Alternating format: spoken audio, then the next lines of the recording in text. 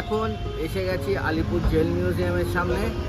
তো light and sound show একেবারে দেখবো, তো সেই কারণে বিকেল বিকেল হাজির হয়েছি। তো এখানে এমনি টিকিট 30 টাকা করে, আর লাইট অ্যান্ড সাউন্ড শোর জন্য 100 টাকা করে আলাদা টিকিট। তো লাইট অ্যান্ড সাউন্ড শো কোন দিন কখন কখন হবে, কোন ভাষায়, সেটা এই পিছনের বোর্ডে আপনারা দেখতে পাচ্ছেন। আসুন জেনে নেওয়া যাক কীভাবে পৌঁছাবেন এই জেল মিউজিয়ামে। যারা ট্রেনে আসবেন তারা বালিগঞ্জ স্টেশনে নেমে অটো বা বাসে করে গোপালনগর নামবেন, আর মেট্রোতে এলে যতীন দাস পার্ক মেট্রো থেকে নেমে হাজরা মোড় থেকে বাসে গোপালনগর স্টপেজ নামবেন। এখন আমরা প্রবেশ করতে চলেছি আলিপুর জেল মিউজিয়ামে। এই হলো এন্ট্রান্স গেট, এখান দিয়েই আমরা যাব আলিপুর জেল মিউজিয়ামে। ঢোকার সময় এখানে টিকিট চেক হয় এবং এরপরে জেল মিউজিয়ামটা দেখে আমরা দেখব লাইট অ্যান্ড সাউন্ড শো। 1906 খ্রিস্টাব্দে এই জেলটি স্থাপিত হয়েছিল। এর গঠনশৈলী ভাগলপুর জেলের মতোই।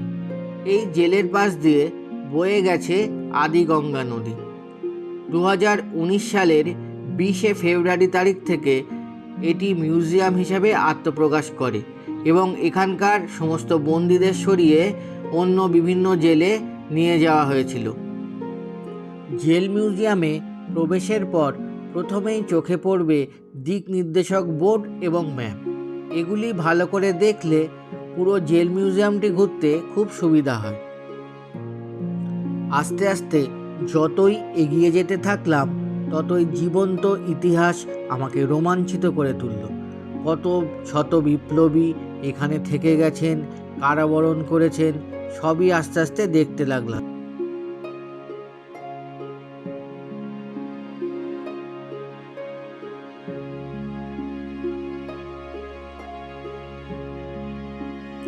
বোর্ডের দিক নির্দেশনা দেখে আস্তে আস্তে এগিয়ে গেলাম ফাঁসির মঞ্চের দিকে।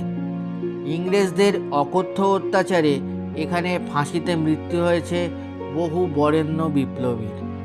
সেই তালিকায় আছেন বিনয় বাদল দীনেশের দীনেশ গুপ্ত, অনন্তহরি মিত্র, প্রমোদ রঞ্জন চৌধুরী, অম্বিকা চরণ বসু, ফণীন্দ্রলাল নন্দী, কানাইলাল দত্ত, বীরেন্দ্রনাথ দত্তগুপ্ত প্রমুখ বরেণ্য বিপ্লবীরা। ফাঁসির মঞ্চ পরিদর্শন করে ডান দিক দিয়ে একটু এগিয়ে গেলেই আপনারা দেখতে পাবেন এই ফাঁসির মঞ্চে কারা কারা ফাঁসিতে মৃত্যুবরণ করেছেন। তো সেটাই এখন আপনাদেরকে আমি দেখানোর চেষ্টা করছি, যেটা একটু আগে বললাম। তো আলিপুর জেলে শহীদদের তালিকা এখানে লেখা আছে বাংলা এবং ইংরেজি ভাষায়, দুটি ভাষাতেই। সত্যি এখানে এলে মনটা বিষণ্ণতায় ভরে ওঠে। কত বিপ্লবীদের কত আত্মত্যাগের ফলে আমরা পেয়েছি আমাদের স্বাধীনতা। এই জেল মিউজিয়ামের দেয়ালে দেয়ালে জীবন্ত ইতিহাস যেন কথা বলে যায়। আলিপুর জেলের ফাঁসি কাঠের ইতিহাস, ব্রিটিশ সাম্রাজ্যের ফাঁসির ইতিহাস সবই জানতে পারলাম এই দেয়াল থেকে পড়েই। যে সমস্ত বরেণ্য স্বাধীনতা সংগ্রামীদের এখানে ফাঁসি দেওয়া হয়েছে সেই ইতিহাস দেয়ালে পড়ে এবং তার বর্ণনা পড়ে শিহরিত হয়ে উঠলাম।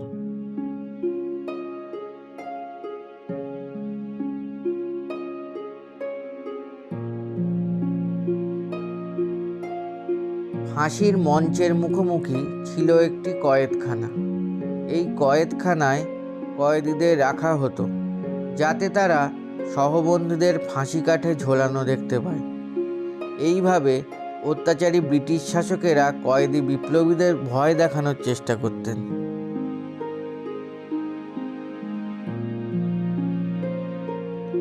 এটাই সেই কুখ্যাত ডাক্তারি পরীক্ষা কক্ষ বা অটোপসি রুম।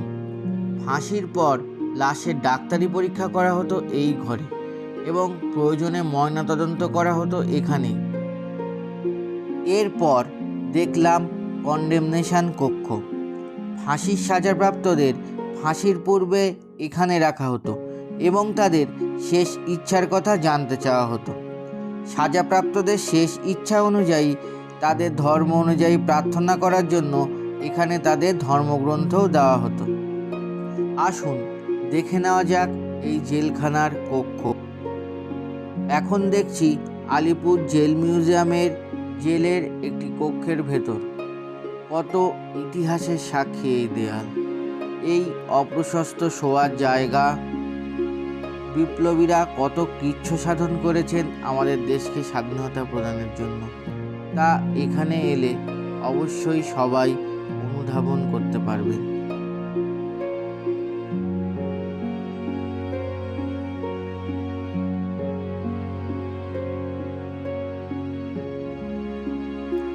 অনেক বিখ্যাত মানুষেরা থেকে গেছেন এই জেলখানায়, এবং তারা যে যে রুমে ছিলেন তাদের প্রতিকৃতি সেই রুমে এখন দেওয়া আছে। আপনারা দেখলে সহজেই বুঝতে পারবেন যে কোন রুমে কাকে রাখা হয়েছিল।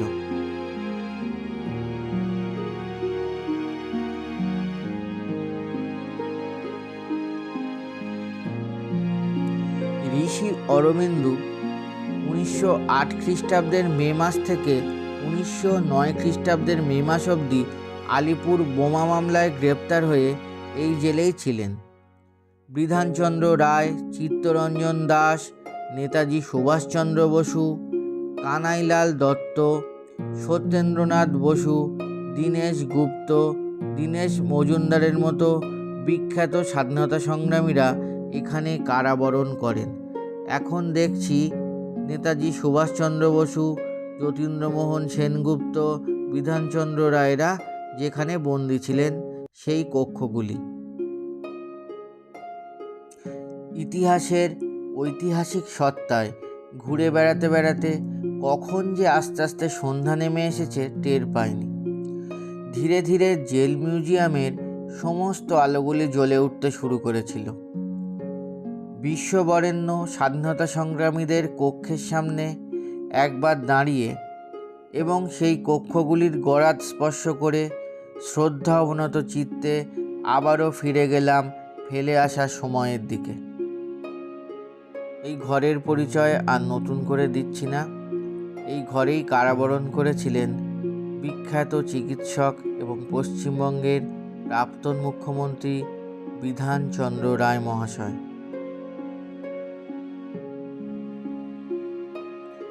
এখন এসেছি সেই পবিত্র কক্ষের সামনে। হ্যাঁ, এই কক্ষেই বন্দী ছিলেন নেতাজি সুভাষচন্দ্র বসু। তিনি এখানে বন্দী থাকাকালীন এখানে দেশবন্ধু চিত্তরঞ্জন দাসও বন্দী ছিলেন। এই জেলে থাকাকালীন তিনি চিত্তরঞ্জন দাসের সান্নিধ্য লাভ করেছিলেন। যে ঘরটি আপনারা দেখছেন এই ঘরেই ছিলেন সুভাষচন্দ্র বসু। শ্রদ্ধাবনত চিত্তে ভারত মাতার এই 20 সন্তানের উদ্দেশ্যে প্রণাম জানিয়ে ধীরে ধীরে রওনা হলাম পরবর্তী গন্তব্যের দিকে।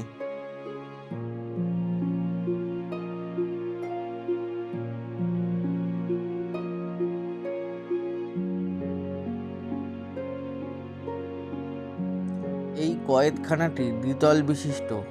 পাশ দিয়ে সিঁড়ি উঠে গেছে দ্বিতলে যাওয়ার জন্য, কিন্তু সেখানে এখন যেতে দেওয়া হচ্ছে না। এর পরের গন্তব্য ছিল ওয়াচ টাওয়ার।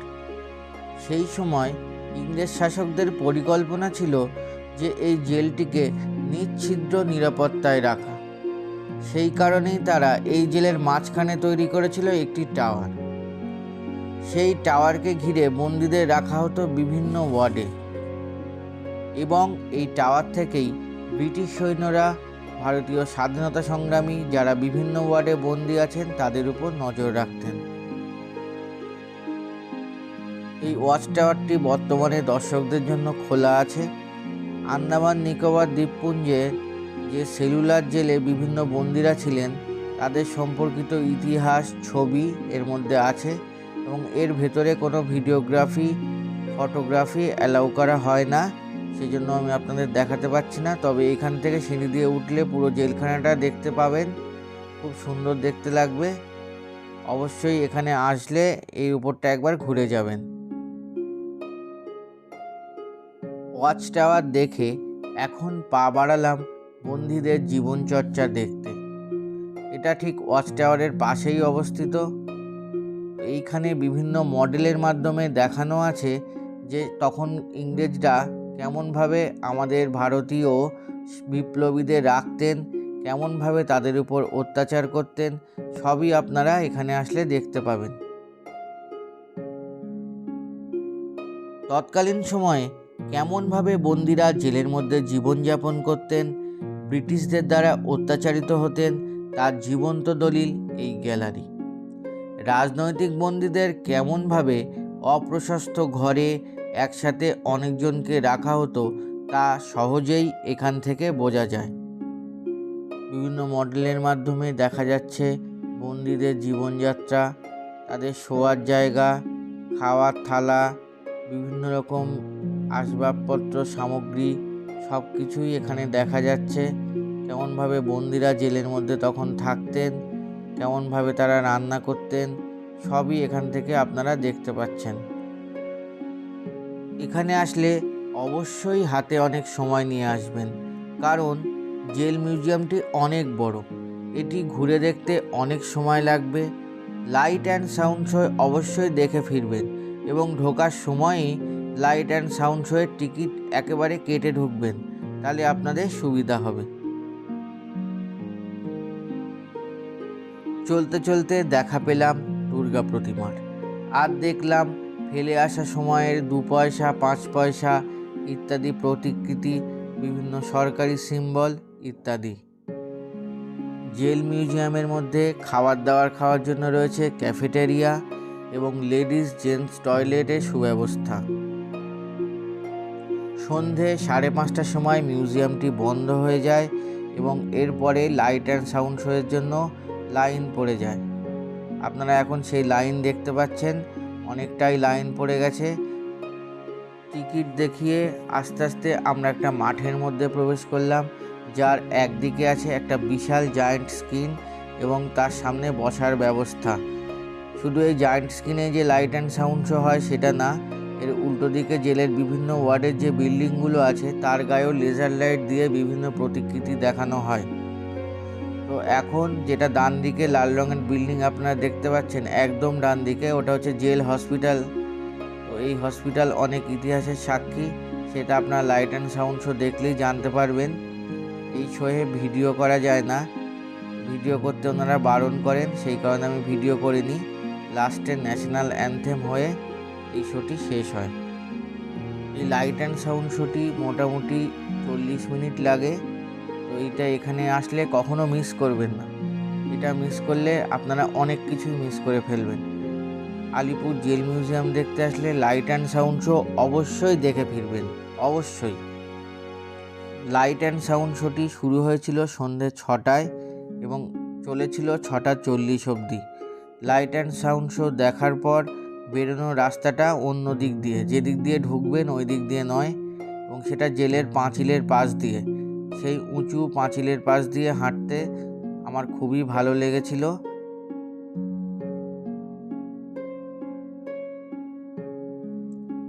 তখন 1934 সাল।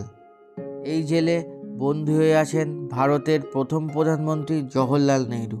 এখন আপনারা যে জেলের অংশটি দেখছেন সেটা নেহেরু কক্ষ লেখা আছে, ঠিক এইখানে জওহরলাল নেহেরু বন্দী হয়েছিলেন এবং তার সঙ্গে দেখা করতে এসেছিলেন ইন্দিরা গান্ধী, এবং তার প্রতিকৃতিও আপনারা দেখতে পাচ্ছেন।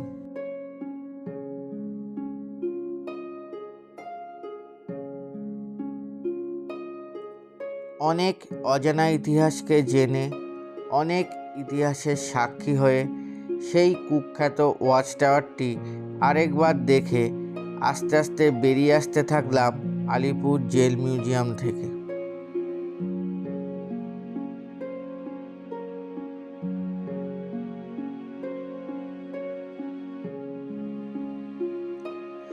বেরোনোর ঠিক আগেই দেখে নিয়েছিলাম শহীদদের স্মৃতিতে নির্মিত একটি স্মৃতিস্তম্ভ।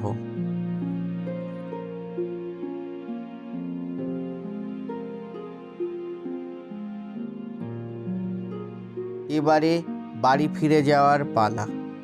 ততক্ষণে আলিপুর জেল মিউজিয়ামের গায়ে শুরু হয়েছে আলোর খেলা। সব শেষে মূল ফটকের গায়ে অবস্থিত একটি স্মৃতিফলক দেখে ভারাক্রান্ত হৃদয়ে পা বাড়ালাম বাড়ির পথে।